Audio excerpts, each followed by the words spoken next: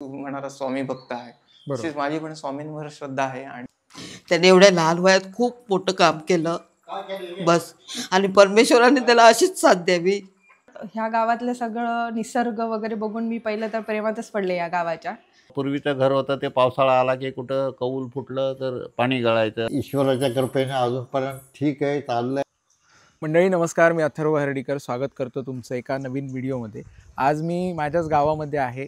या ठिकाणी आपण मधलीवाडी वनगुळे गावातील आमच्या घराजवळच आहे आणि त्या मधल्या वाडीत माझा मित्र ओंकार शिंदे याचं घर बघण्यासाठी आपण स्पेशली आज आलेलो आहोत. अलीकडेच त्याच्या घराची घरभरणी झाली आणि त्यावेळेलाच माझ्या मनात आलं होतं की आपण एक व्हिडिओ बनवूया. अशा प्रकारचं हे घर त्याने बांधलेलं आहे. जेमतेम 700-800 लोक राहणारं माझं गाव आहे. छोट्याशा परंतु निसर्गरम्य अशा सुंदर गावात त्याने जे घर बांधलेलं आहे ते अतिशय कौतुकास्पद आहे. आणि व्हिडिओ करण्यामागचं कारण असं आहे की ह्या घरामागील जी भावना आहे, घर करण्याचं जे कारण आहे ते आपण आता ओंकारकडून जाणून घेऊच.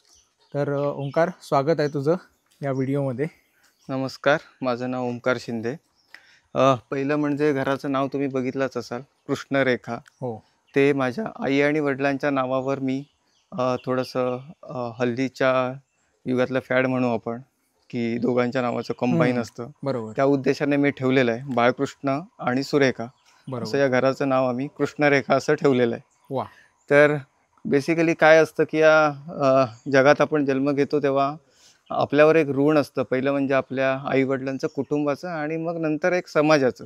बरोबर. तर त्या ऋणात आपण उपकार म्हणू शकत नाही त्याला, कारण आपल्यावर केलेले ऋण असतात ते. त्या बरोबर. ऋणाची एक परतफेड म्हणून आपल्याला एक कर्तव्य असतं, ते बजावायचं असतं. बरोबर. बेसिकली त्या ऋणाची परतफेड म्हणून या कुटुंबासाठी किंवा आपल्या समाजासाठी काहीतरी करायची इच्छा ही लहानपणापासूनच मनात होती. बरोबर. आणि मग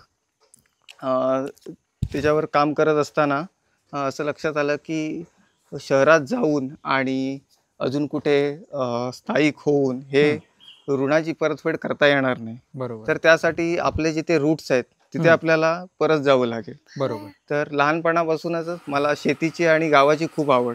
बरोबर. मला असं वाटलं की एक गावात आपल्या आईवडिलांसाठी एक घर उभं राहावं आणि त्यात सगळ्या सुखसोयी असाव्यात. बरोबर. तर त्यासाठी माझ्या डोक्यात ही कल्पना लहानपणापासूनच होती. बरोबर. पण उपजीविकेचं साधन हा आमचा शेतीच हाच होता. त्यामुळे आर्थिक मदत काही नसल्यामुळे शहरात जावं लागलं नोकरीच्या निमित्ताने. बरोबर. मी माझं शिक्षण पण शहरात पूर्ण केलं. बरोबर. आणि मग शहरात स्थायिक झाल्यावर हळूहळू इकडच्या डेव्हलपमेंटला सुरुवात केली. बरोबर. पहिलं जे घर आमचं जुनं होतं त्याला 100 वर्षाचा इतिहास आहे. माझ्या पणजोबांनी त्यांच्या कारकिर्दीत बांधलेलं असं घर होतं. बरोबर. ते आम्ही आता रिपेअर करून वापरत आलो.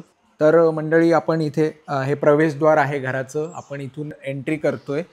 इथं सुरुवातीला आपण नाव बघितलं कृष्णरेखा निवास. इथे बब्या काका बसलेले आहेत. आपण त्यांच्याशी पण गप्पा मारायच्या आहेत. घरातील सर्व मंडळींचा परिचय करून घ्यायचा आहे.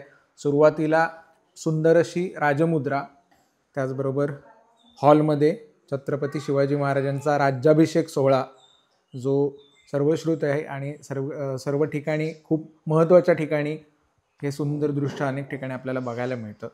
तर तुमच्या लक्षात आलं असेल हा व्लॉग आपण का करतोय, काय पद्धतीने इथे हे घर बांधलेलं आहे, ह्याचा खर्च किती आला असेल किंवा कारागीर कुठले होते, आपण हळूहळू सर्व माहिती ओंकारकडून जाणून घेऊया.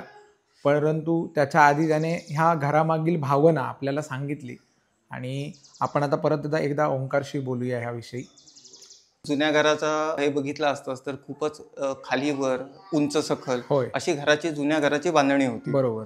तर जुनं घर पूर्णपणे कोसळून नवीन घर उभारण्यासाठी एक प्लेन जागा करणं महत्त्वाचं होतं. बरोबर. तर त्यासाठी आम्ही विचारात घेतलं. तर इथे आता गावात तुम्ही बघितलात तर माणसं मिळणं खूप कठीण झालेलं आहे. बरोबर. तर ती माणसं न लावता मशीनच्या साहाय्याने हे करावं असं आमच्या लक्षात आलं. बरोबर. आणि मग जागा पूर्ण प्लेन करण्यासाठी आम्ही सुरुवात केली. तर डिसेंबर 2023 साली आपण या घराची सुरुवात केली.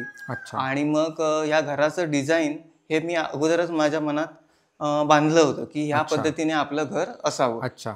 आणि मग तू स्वतः एक प्लॅन केला होतास? हो, मी स्वतः एक प्लॅन केला होता. आणि मग काय झालं की मी जिथे काम करतो ते थोडंसं इन्क्लाइन हे इन्फ्रास्ट्रक्चर किंवा सिव्हिल या रिलेटेड आहे. ओके. तर गावातले मी कारागीर बघितले आणि आजूबाजूचे कारागीर बघितले तर त्यांना या टेक्निक सगळ्या माहीत नाहीयेत. बरोबर. म्हणजे एखादं आपण दुमजली घर बांधतोय किंवा मग आपण वरती स्लॅब टाकणार आहे तर मग त्या कॉलमची बांधणी कशी असावी, त्या स्लॅबची बांधणी कशी असावी, इंजिनिअरिंगला दिलेलं डिझाईन वाचता यावं, बरोबर. या सगळ्या गोष्टी विचारात घेता माझ्या असं लक्षात आलं की डिझाईन तर आपण आपल्या मनात केलेलं आहे पण ते सत्यात उतरवण्यासाठी इथले कारागीर हे सक्षम नाहीयेत. बरोबर. तर त्यासाठी मग मी एक आर्किटेक्ट अपॉइंट केला आणि मग माझी कन्सेप्ट मी त्याला समजावून सांगितली. बरोबर. की या पद्धतीत मला घर हवं. बरोबर. आणि त्याच्याकडून सगळ्या डिटेल्स मी एका बुकलेटमध्ये तयार करून घेतल्या की RCC कसं हवं, PCC कसं हवं, फाउंडेशनमध्ये काय यूज करायचं आहे, कॉलममध्ये कोणत्या सळ्या कोणतं स्टील यूज करायचं आहे, त्याचा स्लॅब कसा बनवायचा आहे, त्याची आखणी कशी हवी. तर आता तुम्ही जर एक साधीशी गोष्ट बघितला तर ह्या हॉलमध्ये इतका 18 बाय 22 फूट ते 18 बाय 25 फुटाचा हा हॉल आहे. पण या हॉलमध्ये कुठेही तुम्हाला बीम किंवा कॉलम दिसणार नाही मध्ये. तर या पद्धतीने विचार करून की पुढे आपल्याला तो डिझाईन मध्ये कुठे अडथळा नाही आला पाहिजे या हिशोबाने याची सगळी बांधणी झालेली. बरोबर. तर तुम्ही बघू शकता. हो, इथे आजोबा सुद्धा बसलेले आहेत, ओंकारचे आजोबा दादा शिंदे. आम्ही त्यांना दादा म्हणूनच हाक मारतो कायम आणि आमच्या गावातील एक ज्येष्ठ व्यक्ती आहे.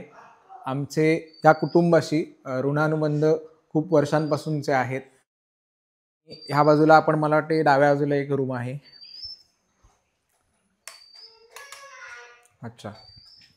ही आपली एक कॉमन अशी बेडरूम आहे. ओके. तर अजून घराचं थोडंसं काम बाकी आहे कारण मी आता सध्या पुण्यात असतो. इथे 2 दिवस 3 दिवस सुट्टी मिळेल असं येतो. बरोबर. तर जसं आता हळूहळू घर तर घरभरणी झालेलीच आहे. तर हळूहळू जसं फर्निचर आणि बाकीच्या गोष्टी येणं चालू. या घरात आणलेली सगळी गोष्ट इथून आम्ही काहीच घेतलं नाही. हे सगळं सिलेक्शन माझं पुण्यातलं असल्यामुळे या घराचे जरी पडदे तुम्ही जरी बघितलेत किंवा एक कबर्ड किंवा एक ग्रेनाइट सगळी डिझाईन ही सगळी आपण ओके तिकडून सिलेक्शन केल्यामुळे आपल्याला पाहायला मिळेल की सगळ्या गोष्टी एकदम विचार करून आपण घेतलेल्या आहेत.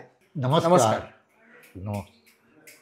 ही अशी व्यक्ती आहे मित्रांनो, दादा आमच्यासाठी एक प्रेरणास्थान आणि ते कायम आमच्या सुरुवातीला मी जसं म्हटलं या कुटुंबाशी एक चांगले ऋणानुबंध गेले अनेक वर्ष आमच्या कुटुंबाशी आहेत आणि दादासुद्धा त्याचाच एक भाग आहेत महत्त्वाचा. तर दादा, आता कसं वाटतंय, तुम्ही इतके वर्ष जुन्या घरात होतात आणि आता नवीन घर झालेलं आहे, तर तुमची भावना काय आहे? माझी भावना चांगली आहे की आता झालं हे चांगल्यासाठी झालं आहे आणि ही चांगली भावना आहे. असंच व्हावं ही इच्छा. जुन्या घराच्या काय आठवणी होत्या? ते किती वर्ष जुनं घर होतं पहिलं? हो, घराला आता जवळजवळ 80 वर्ष होऊन गेली होती. की आता ते रिपेअर करून आम्ही स्वच्छ केलेलं आहे आणि आता त्याचं सगळंच भारीतलं काम आहे. हे सगळं गेलं मला. नाही तुम्ही गाणं काढणारा माणूस मी, पण आता काय झालं मला बोलायला येत नाही, आठवत नाही आहे. हा ईश्वराच्या कृपेने अजूनपर्यंत ठीक आहे, चाललंय. आता हे 4 दिवस जातात कसे हे झालेत मला ते आता त्याची कृपा, ईश्वराची कृपा. बरोबर. आम्ही कोणाचं काय खाल्लं नाही, काय नाही, कोणाला लुटलं नाही, काय नाही. आम्ही आमचं हे करून सगळं करत आहोत. बरोबर. आता सुरुवातीला तू जसं म्हटलंस तुझं शिक्षण शहरात झालं, त्यानंतर तू आता नोकरी सुद्धा शहरात करतोयस. नेमकं तुझं शिक्षण काय झालंय आणि आता नोकरी कुठल्या क्षेत्रात सुरू? पहिलं म्हणजे आई वडील आणि सगळे इथेच स्थायिक असल्यामुळे माझं प्राथमिक शिक्षण याच गावात झालं. बरोबर. पूर्ण प्राथमिक शाळा वनगुळे नंबर 1 इथे मी 1ली ते 4थी पर्यंतचं शिक्षण घेतलं. बरोबर. आणि मग माझं माध्यमिक शिक्षण हे आपल्या तालुक्याच्या ठिकाणी म्हणजे लांजा इथे झालं. माझं उच्च माध्यमिक शिक्षण मी लांजा तालुक्यातच शिपोशी इथे घेतलं. तिथे मी बिझनेस मॅनेजमेंट स्टडीज हे माझं शिक्षण पूर्ण केलं. ओके. आता ते पूर्ण केल्यावर मला असं लक्षात आलं की जो मार्केटचा कल चालला होता त्याप्रमाणे जे शिक्षण माझं झालं होतं त्यात 10,000 ते 15,000 या पगारादरम्यान नोकरीच्या संधी उपलब्ध होत्या. बरोबर. पण तेव्हा जर मी नोकरीत पडलो असतो तर आत्ताचे मी केलंय किंवा जे काय अचीव केलंय ते करू शकलो नसतो. कारण तेव्हा जर नोकरीत गेलो असतो तर नोकरी घेऊन शिक्षण घेणं हे फार कठीण आहे. बरोबर. तर ते कम्प्लीट झाल्यावर मग मी थोडासा मार्केट स्टडी करून स्वतः मुंबईमध्ये एक कॉलेज फायनल केलं जिथे मी उच्च माध्यमिक किंवा हायर एज्युकेशन अजून घेऊ शकतो. अच्छा. आणि मग मी मुंबईमध्ये वाशी कॉलेजला माझं MBA साठी ऍडमिशन घेतलं. बरं. MBA साठी ऍडमिशन घेतल्यावर माझं स्पेशलायझेशन हे मार्केटिंगमध्ये केलं. बरं. आणि मग शिक्षण घेत असतानाच मला कॅम्पस प्लेसमेंट मिळाली आणि मग तिथून माझ्या करिअरची सुरुवात झाली. ओके. तर माझ्या करिअरची सुरुवात मी 2014 पासून केली. आता जवळपास 10 वर्ष होत आली. तर 10 वर्षाचा अनुभव आहे सध्या माझा. बरोबर. ओके. बरोबर. तर पुण्यामध्ये संधी घेताना मी हाच विचार करत होतो की मुंबईमध्ये एवढं वास्ट मार्केट आहे किंवा करिअरच्या एवढ्या संधी आहेत तर मग पुण्यात जाऊन आपला निभाव लागेल का. पुण्याचं थोडं लाईफस्टाईल तुम्ही कम्पेअर केलात मुंबईशी तर थोडंसं स्लो आहे आणि जर करिअरच्या संधी म्हणालात तर लिमिटेड आहे. बरोबर. पण शेवटी माझ्या करिअर ग्रोथ आणि मी जे व्हर्टिकल जे निवडलं होतं त्याला साजेसा असा जॉब मला पुण्यात मिळाला आणि मग मी तिथे पुण्यात मी स्थायिक झालो. बरोबर. आणि मग आता पुण्यात पण म्हणाल तरी आता मी स्वतःचा पुण्यात ब्लॉक आहे, एक छोटीशी कार आहे आणि मग माझा जॉब पण मी तिथे आता जिथे काम करतोय तिथे जवळपास मी 8 वर्ष आहे. अच्छा. तर आपल्यासोबत आता बब्या काका आहे, ओंकारचे वडील. आम्ही त्याला बब्या काका म्हणतो त्यामुळे मी एकारार्थी बोलतोय. पण काय आहे बब्या काका भावना, आता ओंकारने एवढं छान घर बांधलंय तुमच्या डोळ्यासमोर, जुनं घर सुद्धा होतं त्याच्यात तुम्ही तुमचं पूर्ण आयुष्य गेलं आणि त्यानंतर ओंकार लहानाचा मोठा होऊन आज त्याने स्वतःच्या पायावर घर बांधलं. काय भावना आहे? नाही, त्यानं लहान वयात चांगलं काम केलं. आणखी कष्टाळू आहे, काम करण्याची इच्छा आहे. आणि तुमच्यासाठी इथे एक चांगलं अद्ययावत सोयीचं घर असावं ही जी भावना त्याची आहे. घर कसं बांधलंय याच्यापेक्षा काय भावनेतून बांधलंय हे जास्त महत्वाचं आहे. आता पूर्वीचं घर होतं ते पावसाळा आला की कुठं कौल फुटलं तर पाणी गळायचं, काय व्हायचं, ते धावपळ करायला लागायची. तसं आता करायला नको. आणि आता आमचं वय पण, आता माझं 65 वर्ष वय आहे. या वयात काय आपण तेवढी धावपळ वर चढणे खाली उतरणे करू शकत नाही आणि माणूस अवेलेबलच नाही तर कोण. बरोबर. किती धडपड केली तरी कोण माणूस भेटत नाही, अशी परिस्थिती आहे. इथून आपण बघू शकतो एक बाहेर सुंदर व्ह्यू दिसतोय शेताचा, हॉलच्या खिडकीतून. आणि आता या हॉलची अशी हॉलची बांधणी करताना हाच मी निर्धार केला होता की हॉलमध्ये आल्यावर आपल्याला व्हेंटिलेशन चांगलं हवं. बरोबर. निसर्गाची आणि शेतीची आवड असल्यामुळे बरोबर झाडं आणि जवळपास असलेली हिरवळ ही मनसोक्त त्याचा आनंद घेता यावा. तर तुम्ही बघितला देवघर आणि हा हॉल हे पूर्ण आपण सध्या तरी ओपन ठेवलेलं आहे. बरोबर. की जेणेकरून घरात प्रसन्नता आणि व्हेंटिलेशन पूर्णपणे यायला हवं. हो, आपण देवघर स्पेशली बघायला जाऊच. परंतु महाराजांचा इथे देखील फोटो आहे, राज्याभिषेक सोहळ्याचा पण एक फोटो आहे आणि राजमुद्रा सुद्धा आहे. आपल्या सर्वांचंच आराध्य दैवत आहेत छत्रपती शिवाजी महाराज. परंतु तू एक विशेष मला जाणवलं, तर त्या पाठीमागे काय विचार होता?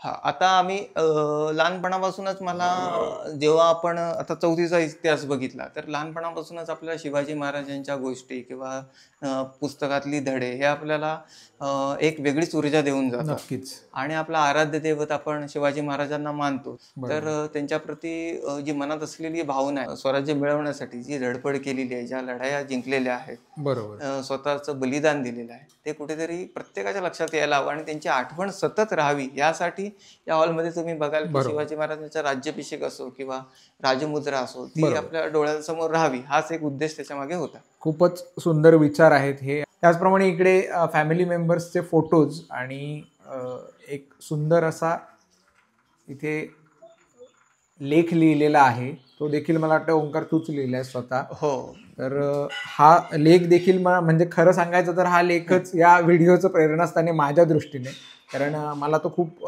भावला आणि त्यावेळेला मी ठरवलं जेव्हा वाचला तेव्हा की आपण ह्या पार्श्वभूमीवर एक व्हिडिओ बनवूया. तर ह्याबद्दल काय सांगशील? हा लेख लिहायचं असं काही घराच्या बांधणीच्या सुरुवातीला असं काही माझ्या मनात नव्हतं. पण जसा जसा घरभरणीचा दिवस जवळ आला तसं एक मनात आपल्या एक साठलेली जी भावना असते ती लोकांपर्यंत यावी किंवा इतर काही माझे जे फॅमिली मेंबर्स आहेत त्यांना पण कळावी की काय भावना होती.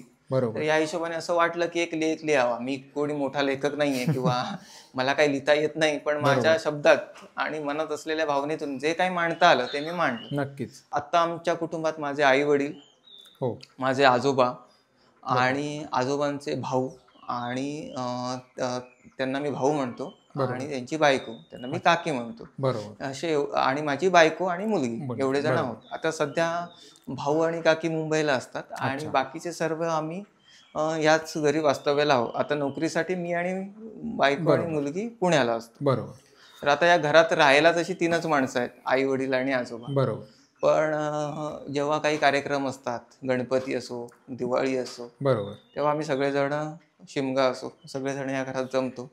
तू आता म्हटलंस की तू मोठा लेखक नाहीस, पण खरं सांगायचं तर जेव्हा आपल्या भावना अशा वाहतात मनातनं, तेव्हा आपल्याला शब्दांचा आधार घ्यावा लागतो आणि प्रत्येक जण त्या भावना कुठेतरी मांडत असतो आणि त्याच तू मांडल्यास आणि त्यामुळे ते खूप सुंदर झाले अजून. कारण जे मनापासून लिहिलं जातं ते लिखाण एक वेगळ्या दर्जाचं असतं.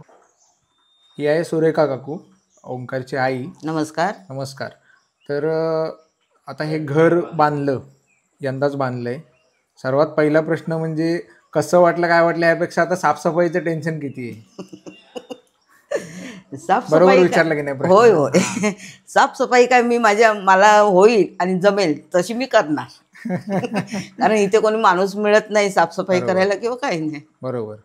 नाही, कारण मोठं घर तेवढा पसारा जास्त, आवराआवर जास्त. होय होय.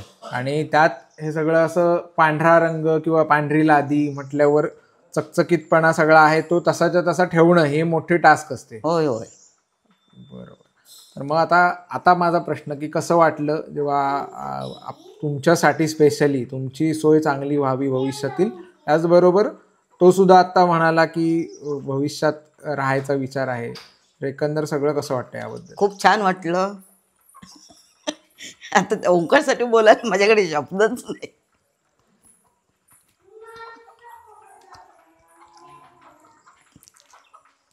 त्याने एवढ्या लहान वयात खूप मोठं काम केलं बस, आणि परमेश्वराने त्याला अशीच साथ द्यावी, असाच तो खूप मोठा व्हावा हीच इच्छा. त्याच्याबरोबर सुनेची साथ त्याला भरपूर लागली.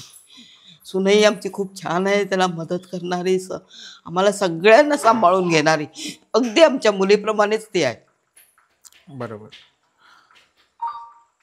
आजकाल हे असं उदाहरण फार म्हणजे रेअर असतात की मुलं जातात, शिकून मोठी होतात, पण परत आपल्या आईवडिलांसाठी मागे वळून बघणं आणि त्यांच्यासाठी इतकं उत्तम सोय उभी करणं आणि परत त्यांच्यासोबत जास्तीत जास्त वेळ घालवायला येणं आवर्जून, होय होय, हे जास्त महत्त्वाचं आहे. ते ओंकार करतोय आणि ते तुमच्या डोळ्यात सगळं दिसून आलं. नमस्कार, मी अनन्या ओंकार शिंदे. आत्ता तुम्ही ओंकारचं बोलणं ऐकलंच असेल, तर मी त्याची बायको. आणि ॲक्च्युली आमची दोघांची ओळख म्हणजे 10 वर्षापूर्वी जुनी आहे. आमच्या लग्नाला आत्ता 4 वर्ष झाली, पण ॲक्च्युली आम्ही 10 वर्षापासून एकमेकांना ओळखतो.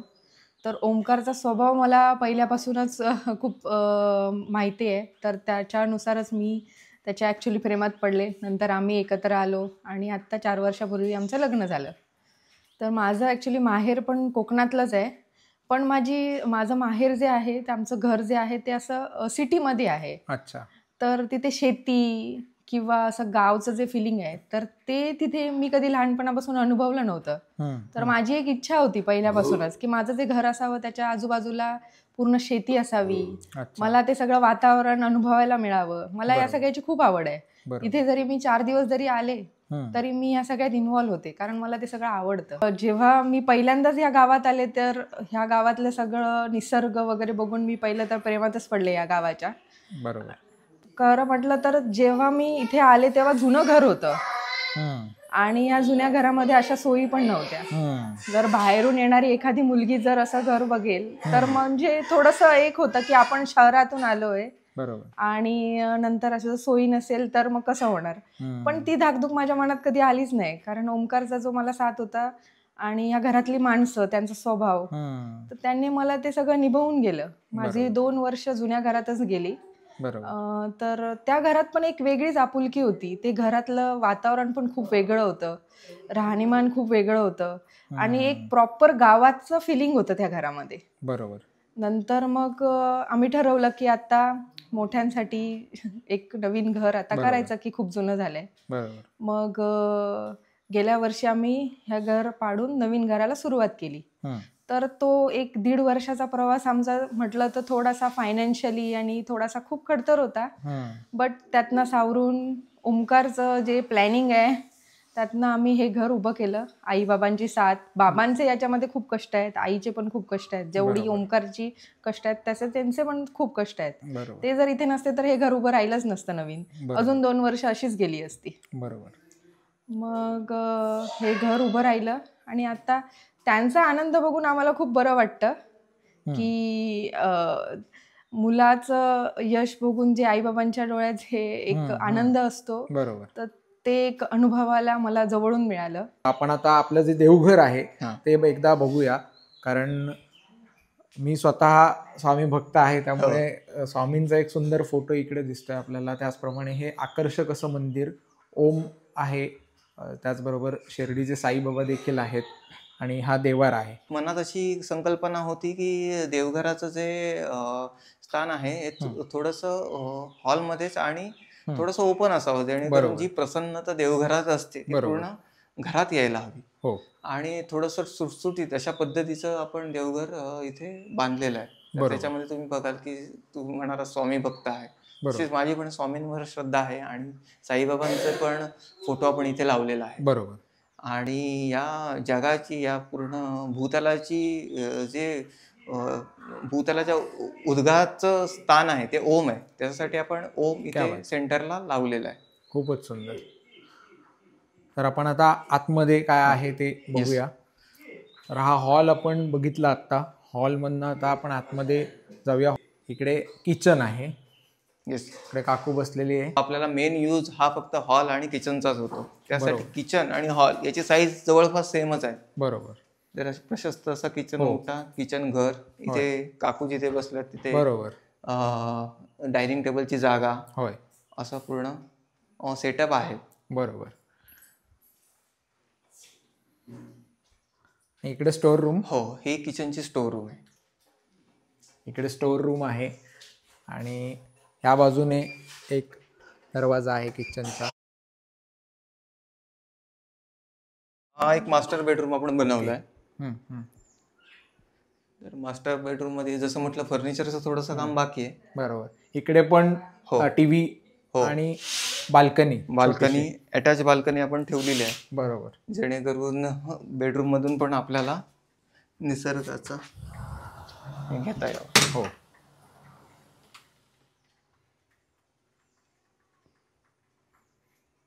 व्हेंटिलेशनच्या दृष्टीने तुम्ही बघाल तर सगळीकडे आपण मोठ्या खिडक्या, कुठेही कोंदट वाटत नाही, एकदम मोकळेपणाने स्वच्छ हवा खेळती हवा दिसते सगळीकडे, जाणवते. आणि जर तुम्ही दिवसभरात कधी आलात तरी कोणती लाईट लावण्याची गरज इथे भासत नाही, जेणेकरून इतका नॅचरल लाईट सगळीकडे, नॅचरल लाईट खूप सारा येतो. इकडे सुद्धा हा एक कॉमन. तर बाथरूम आणि टॉयलेट अटॅच आहे, तर ते सुद्धा खूप मॉडर्न स्टाईल आहे सगळं. पण आता फर्स्ट फ्लोअरला जाऊया. इकडे काय आहे ह्या साईडला पण? इकडे पण आपण एक सगळीकडे घरात आपण वेस्टर्न कमोड लावलेले आहेत. ओके. तर एक कॉमन वॉशरूम ओके इंडियन असावा यासाठी छोटासा. बरं, इंडियन इकडे आहे. सर्व विचार करून केलेलं आहे की. आणि आपण बघितलं तर पावसाळ्याच्या दिवसात कोकणात झाडं प्रचंड असल्यामुळे लाईट जाण्याचा बराचसा वेळ येतो. बरोबर. म्हणजे फार कमी वेळासाठी जाते पण खूप वेळा जाते. त्यासाठी आपण इन्व्हर्टरची सोय केलेली आहे, म्हणजे जेणेकरून जरी लाईट गेला बरोबर तरी 1 ते 1.5 दिवस आपल्याला लाईट यूज करता यावा. बरोबर. आपल्या दैनंदिन कामासाठी म्हणा किंवा बाकीच्या काही गोष्टींसाठी. यासाठी आपण इन्व्हर्टरचा सेटअप पण इथे लावलेला आहे. वरचा फ्लोअर बेसिकली आपण गेस्ट रूम साठी ठेवलाय. त्याचं बरचसं काम बाकी आहे, पण ते आता कम्प्लिशनला येईल पुढच्या 1 महिन्यामध्ये. बरोबर. सध्या थोडीशी अडचण आहे, पण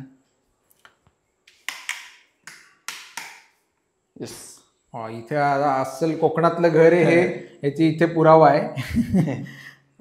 निसर्ग तर आपण सुरुवातीला बघितलाच, पण कोकम इथे वाळत घातलेलं आहे वरच्या फ्लोअरला. आणि जसं ओंकार आता म्हणाला की कन्स्ट्रक्शन अजून पूर्ण व्हायचं आहे वरच्या फ्लोअरचं, ते आपल्याला लक्षात येईल.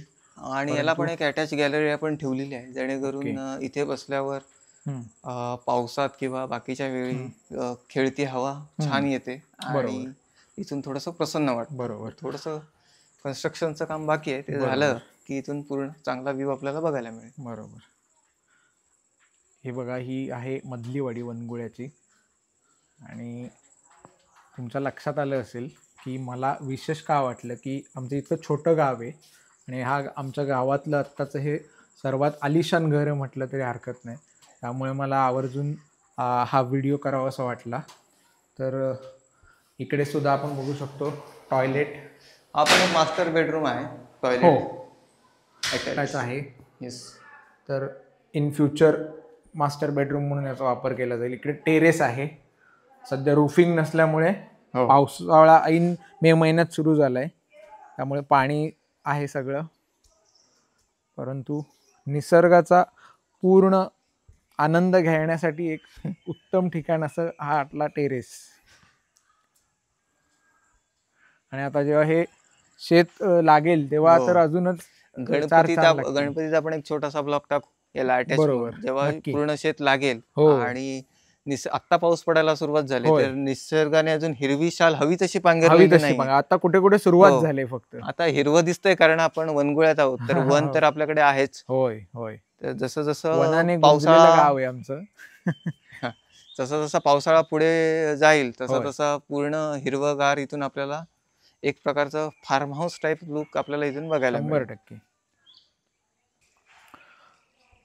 तर मंडळी, आपण बघितलं आता की कशा प्रकारे एक अफलातून घर बांधलेलं आहे छोट्याशा गावात, आणि त्याच्या पाठीमागील जे विचार होते ते सुद्धा आपण ऐकले. ह्या बाजूला सुद्धा मी जसं मगाशी म्हटलं की कोकणातील घर असलेल्याचा अगदी ठोस पुरावा. आंबे आणि कांदे ठेवलेले आहेत, स्टोर रूम टाईप वापर केलेला इकडे. आता कितीही माणसं आपलं पुढारली किंवा काही झाली तरी कोकणातली ट्रॅडिशनली माणसं आपलं ट्रॅडिशन सोडत नाही आणि ते आम्हाला सोडायचंच नाहीये. एक्झॅक्टली. तर त्यासाठी सगळं आहे. फक्त इथे रेलिंग अत्यावश्यक आहे, कारण लहान मुलगी. तर आता मी जसं सुरुवातीला म्हटलं तसं काय इकडे कारागिरांची थोडंसं आपल्याला अभाव जाणवतो. बरोबर. आता जसं जसं अत्याधुनिक यंत्रणा येतील तसं होईल. आता ते कारागीर नसल्यामुळे थोडंसं काही काम पेंडिंग राहिलेलं आहे. बरोबर. आता सर्वात मुख्य विषय राहिला आपला सुरुवातीला, म्हणजे ह्या घरासाठी किती खर्च आला. या घरासाठी म्हणाल तर आमचा बजेटेड खर्च हा 30 लाख रुपये इतका होता. कारण आपण आता हे जे घर बघतोय ते जवळपास 4 BHK घर आहे. हो. आणि किती स्क्वेअर फीट मध्ये हे घर आहे? 1850 स्क्वेअर फीट. बरं. तर 1850 स्क्वेअर फीट 4 BHK घर, याचा खर्च आम्ही जवळपास लावला होता, तो होता 30 लाख रुपये. अच्छा. आणि ज्या आर्किटेक्टने डिझाईन केलं होतं त्याने आम्हाला 37 lakhs म्हणजे 37 लाखाचं बजेट दिलं होतं. ओके. पण आतापर्यंत जो खर्च झालाय घराला तो 33 लाख इथपर्यंतचा झालेला आहे. ओके. म्हणजे अजून 4 लाखाचा खर्च. 4 लाखाचा आपण जे बघतोय, किंवा मला वाटतं कदाचित त्याच्याहून सुद्धा जास्तच होईल, कारण वरती बघता खर्च वाढू शकतो. ते होतच शेवटी एस्टिमेट. प्रत्यक्ष आपण त्यात पडलो की खर्च वाढत जातात. परंतु जे समाधान आहे ते शब्दात न सांगण्यासारखं आहे. आणि म्हणजे येणाऱ्या माणसाला जितके म्हटल्यावर तू स्वतः बांधलेस म्हटल्यावर तुझं एक वेगळंच असणार. तर धन्यवाद ओंकार, थँक्यू सो मच. तू वेळात वेळ काढून, आपलं अनेकदा विषय झाला होता या संदर्भात, पण आज योग जुळून आला. प्रत्येक गोष्टीचा योग जुळून यावा लागतो, तो आज आला. आणि तू आपल्या ह्या व्हिडिओसाठी वेळ दिलास त्याबद्दल मी आपल्या सर्व प्रेक्षकांच्या वतीने तुझा आभारी आहे. येस. आता जसं मी सुरुवातीला म्हटलं की आपल्यावर एक ऋण असतं आणि त्याची परतफेड करायची, तर आता कुटुंबासाठीच्या ऋणाची परतफेड जवळपास मी केले असं म्हणायला काही हरकत नाही. समाजाची जी राहिली ती आता पुढच्या 3-4 वर्षात माझा पूर्णपणे गावाला स्थायिक होण्याचा विचार आहे. क्या बात आहे. तर इथे आल्यावर काही समाजकार्यात हातभार लावण्याची इच्छा आहे आणि उरलेला जो हातभार आहे तो शेतीसाठी लावायचा आणि शेतीसाठी वनगुळे गावासाठी काहीतरी अत्याधुनिक शेती उपक्रम करायचा असा मानस आहे. धन्यवाद. खूपच सुंदर. ह्यापेक्षा सुंदर एंड असू शकत नाही व्हिडिओसाठी. इतकी चांगली बातमी तू दिलीस किंवा मानस सांगितलास तुझा. हो. प्रत्यक्ष इच्छा तिथे मार्ग, इच्छा व्यक्त केलीस, यातच सर्व आलं. आणि नक्कीच तुझे सर्व मनोकामना पूर्ण होतील. आणि मी तुला पुढच्या तुझ्या कार्यासाठी शुभेच्छा देतो. धन्यवाद. धन्यवाद.